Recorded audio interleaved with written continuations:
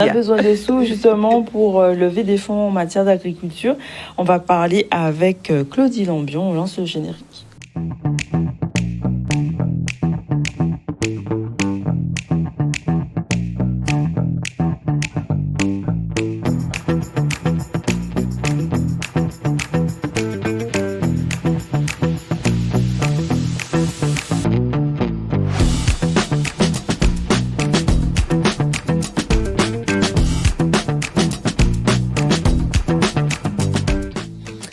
Alors, on va parler d'agriculture et de comment soutenir l'évolution et la transition écologique. Et le FEADER peut être une solution. Est-ce qu'on peut parler de qu'est-ce que c'est le FEADER ? Tout à fait. Bonjour à toutes et à tous.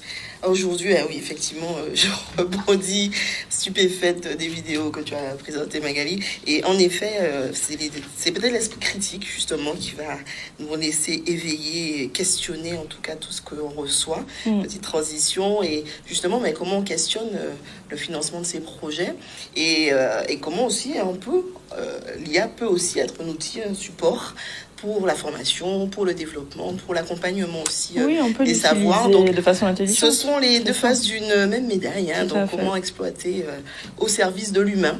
Mais l'humain doit toujours... Au centre de tout, toujours. Au centre de tout. Et peut-être que c'est comme ça qu'on démêlera le vrai du faux. Donc, aujourd'hui, on va parler du Fonds européen agricole pour le développement rural. On va afficher la première slide qui fait partie de la grande famille des fonds européens dont j'ai parlé la dernière fois. Donc, ces financements européens sont au nombre de 4 disponibles sur le territoire. Ils existent depuis une bonne trentaine d'années, quasiment 40. Ils sont arrivés à la fin des années 80.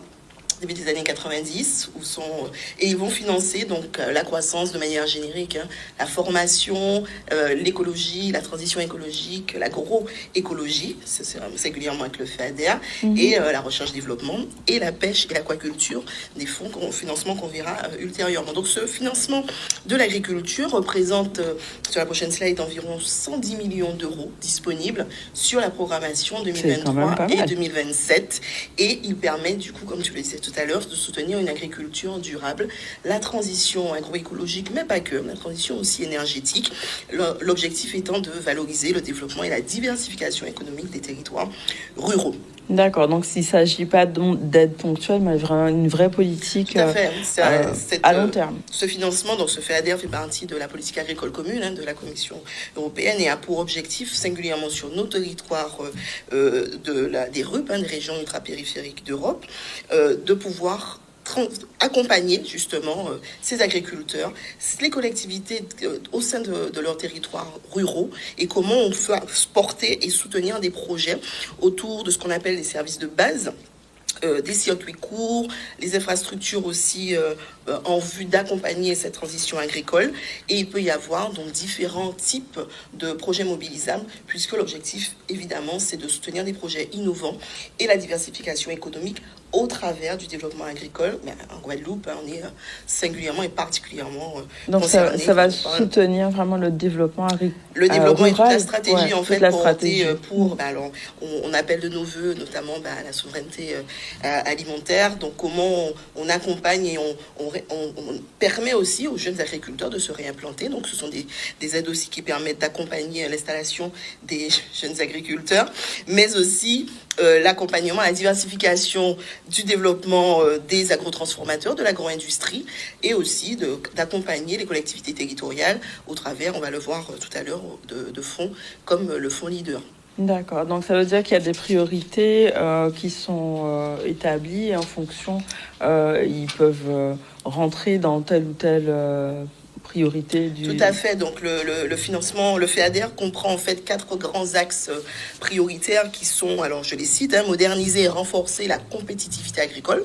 On n'oublie pas que c'est un financement européen, donc FEADER disponible sur l'ensemble des territoires de la communauté européenne, dont les nôtres. Favoriser la transition écologique et la résilience climatique, on parlait tout à l'heure de Mélissa, donc comment aussi on est résilient après des intempéries de ce niveau-là, et comment très rapidement rapidement, on accompagne à la réactivation, au redémarrage des cultures qui seraient touchées. Et pourquoi pas aussi réfléchir. Le très rapidement, c'est quoi? Oui, rapidement. Alors, c'est pour ça que ça pousse aussi aux territoires fortement impactés par ces aléas climatiques. Comment on repense aussi des agricultures, pourquoi pas hors sol aussi, puisqu'il se fait notamment aux Canaries. Donc, comment on réfléchit à redémarrer. Donc, cette adaptation territoriale pense aussi à repenser les outils et à repenser aussi des modalités de réalisation, en tout cas de culture, pour être réactif. Et être redémarré rapidement. Soutenir aussi en troisième point la diversification des circuits courts, de plus en plus, du champ aux consommateurs, en essayant de justement squeezer au maximum les intermédiaires pour permettre aussi à l'agriculteur de pouvoir vivre aussi des revenus agricoles. Avec cette dynamique qui est vraiment de plus en plus développée et portée par l'ensemble des communautés d'agglomération du territoire, avec cette dynamique des circuits courts, et renforcer les services et les infrastructures rurales, que ce soit au niveau des maisons de santé, c'est ce qu'on appelle les services de base à la population, la mobilité et le numérique, comme l'a exposé tout à l'heure Magali. D'accord, donc tout le monde peut solliciter, je vois les agriculteurs, les territoires, donc c'est large. Tout à fait, c'est un financement qui peut être mobilisé par tout type de bénéficiaires, terminologie des financements européens, qu'ils soient même dans certains cas personnes physiques, monsieur et madame tout le monde, des agriculteurs bien sûr, c'est la principale cible de ce financement FEADER, mais il peut y avoir à la fois des associations, des entreprises, agro-industrie et aussi des collectivités territoriales. On est passé un tout petit peu vite, justement, je voulais donner quelques cas concrets pour illustrer comment on peut... qui pourrait mobiliser ce financement. Alors, on a vu tout à l'heure l'exemple de Marie, agricultrice à Marie-Galante, qui pourrait en bénéficier. Ce sont des cas fictifs, mais je suis totalement sûre que il y a une Marie qui, à Marie-Galante, a pu bénéficier. C'est joli. Elle maîtrise. On maîtrise l'art du prompt. La création, justement, ben voilà, c'est l'art du prompt, c'est très bien maîtrisé. On maîtrise l'art du prompt. Et c'est de très belles images, justement, qui donnent envie. Valoriser en tout cas les initiatives locales, puisqu'en effet, malheureusement, le TGV, je fais une petite parenthèse, le TGV de l'IA est en marche, et en effet, il faut rentrer rapidement, justement pour éviter les biais. Petite parenthèse aussi, tout à l'heure, tu montrais la vidéo, tu disais qu'elle était sexy, mais c'est aussi lié au biais des prompts et de la réaction de l'IA. Petite casquette que je prends, c'est aussi le fait qu'il y a peu de femmes qui sont intégrées dans toutes les filières scientifiques. Tout à fait. Et toutes celles qui codent, etc. Donc, c'est généralement aussi assez... Et c'est pour ça que quand l'IA va sortir le biais, elle ne sera pas en tenue, pantalon, etc., en bottes, comme je pense qu'elle devrait être. Tout à fait. Et qu'elles ont dû être, ces femmes. Donc, je ferme la parenthèse. Mais en tout cas, elle ne devait pas être dehors à la base. Déjà. Je vois pas qu'est-ce qu'elle fait. C'est la vigilance rouge ou violette. Non, je donnais l'exemple. Non, petite parenthèse, mais c'est super important ce que tu disais, et c'est important aussi de corriger ces biais grâce en alimentant aussi les prompts des intelligences artificielles, en corrigeant aussi au maximum les biais du genre.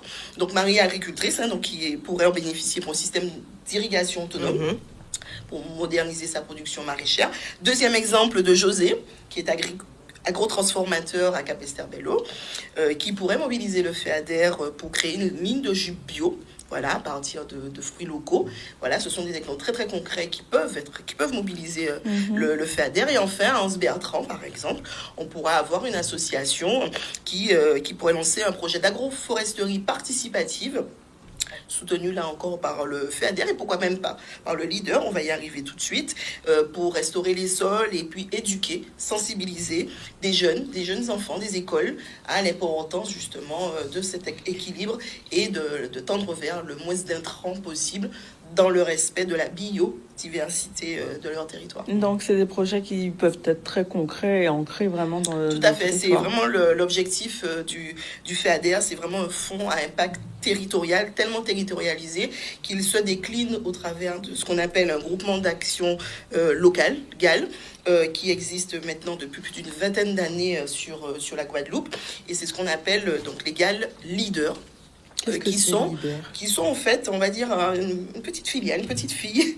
du FEADER. C'est du FEADER, sauf qu'il est disponible de manière ultra territorialisée au sein des aujourd'hui 6 agglomérations, 6 EPCI. Il y a aujourd'hui un EPCI, un GAL leader par EPCI, et l'objectif de ce programme leader, donc aujourd'hui des appels à projets d'ailleurs ont été déjà lancés par un certain nombre d'entre eux. Les objectifs, ce sont les mêmes cibles que pour le FEADER, à savoir des associations, des agrotransformateurs, des collectivités qui peuvent émerger au travers de fiches très spécifiques qui ont été élaborées au sein de ces agglomérations en lien avec les problématiques territoriales. Donc là, c'est vraiment plus proche du besoin territorial. On est vraiment dans une approche ascendante qui va des acteurs locaux vers les financements. Donc on a au sein de cette originalité aussi de ces cas leaders, parce que j'ai été moi-même membre du comité leader du Nord-Grande Terre, on a aussi un équilibre en fait entre le collège privé, le collège des entreprises ou des acteurs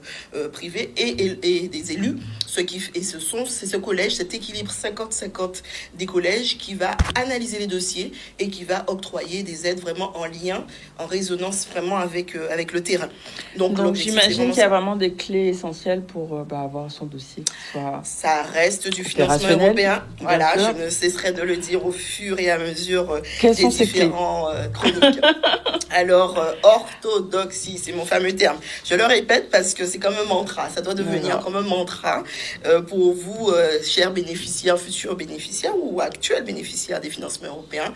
Il faut respecter un cadre. Le cadre, il est là. C'est à nous de rentrer dedans et pas l'inverse. Donc, 3 principales clés qui sont toujours, on va dire, un peu le fil conducteur de ces financements publics, de manière, pas seulement financement européen, savoir parler, en tout cas pour l'Europe, la langue européenne.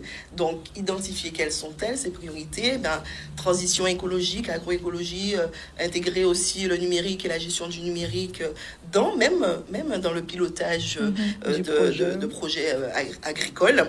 Donc, comment aussi on répond justement au biais de genré, de l'égalité homme-femme, etc. Donc, sur les grandes priorités européennes, donc à chaque fois que vous réfléchissez à un projet en vue de financement européen, c'est vraiment se dire quelles sont les priorités qui sont de toute façon tout à fait accessibles, encore une fois, sur les différents sites des agglomérations, mais aussi de Europe en Guadeloupe et aussi Europe en France. Donc, vous avez accès à toutes ces informations de manière facilitée. Deuxième axe, c'est avoir un plan de financement, le fameux plan de financement équilibré et réaliste. Je redis à nouveau que les financements publics, quels qu'ils soient, se préfinancent. Donc, ça veut dire qu'on a aussi cette capacité de pouvoir injecter la pompe, injecter de l'autofinancement. Il faut en tout cas le structurer. Pas forcément. Il faut apprendre à structurer son projet. C'est du temps long, il faut se le dire. Bien avant de rentrer dans l'instruction, qui aussi a son temps administratif.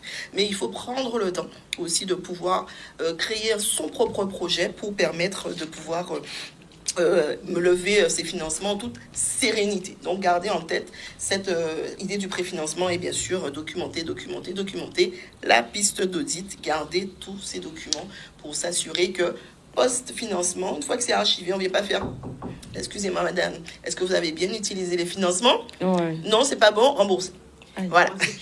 Rembourser, c'est chaud quand même, pardon. Je sais très rapidement, parce qu'on est en retard, c'est de se faire aider aussi par des cabinets de montage de dossiers. Je pense que c'est ça la solution, parce que c'est plus simple, j'ai envie de dire. J'avoue que c'est un labyrinthe, mais en tout cas, la première étape, c'est de savoir que ça existe. Et en effet, nous, les cabinets, on est tout à fait à même de pouvoir... Alors, juste parce qu'il faut qu'on termine cette émission, on va conclure. Il y a plusieurs dates qu'on doit retenir, dis-moi. Oui, voilà, 3 dates et on va conclure très rapidement là-dessus. Tout d'abord, pour ceux et celles qui souhaitent aller plus loin, puisque à la demande générale, on plébiscite le webinaire sur le chèque TIC, le chèque numérique, le fameux chèque de 10 000 euros. Merci, voilà. J'espère que c'est très bien, clair. L'objectif de ces webinaires, c'est vraiment d'expliciter ce financement, qui est aussi un financement européen, petite fille du financement européen de la grande aide du numérique. Donc, ce sera le 19 novembre, toujours en ligne à 9h. Vous avez le site internet qui s'affiche pour pouvoir vous inscrire. Prochaine chronique, exceptionnellement à nouveau lundi 24 novembre. On va parler du FSE+. Donc, c'est le 3e pilier des fonds européens sur l'axe de la formation et sur le financement social. donc qui touche les centres de formation, les entreprises, associations et collectivités. Et enfin, donc première pour la chronique financement public les clés, on aura notre première, donc le TOC financement public les clés. On va avoir un format débat pendant 1 heure, où on va accueillir des experts autour de l'ingénierie de financement public et privé sur la thématique de Guadeloupe, carrefour caribéen de l'innovation, en amont des prochaines CID, Caribbean Innovation Days, portées par la Technopole Innova, qui auront lieu toute la première semaine du mois de décembre. Donc on va parler financement, subvention et innovation.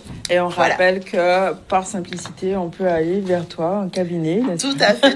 Vous avez toutes les coordonnées, toutes les informations. Sur le site internet. Merci. Parce que c'est plus simple. D'accord. Merci à vous pour votre écoute.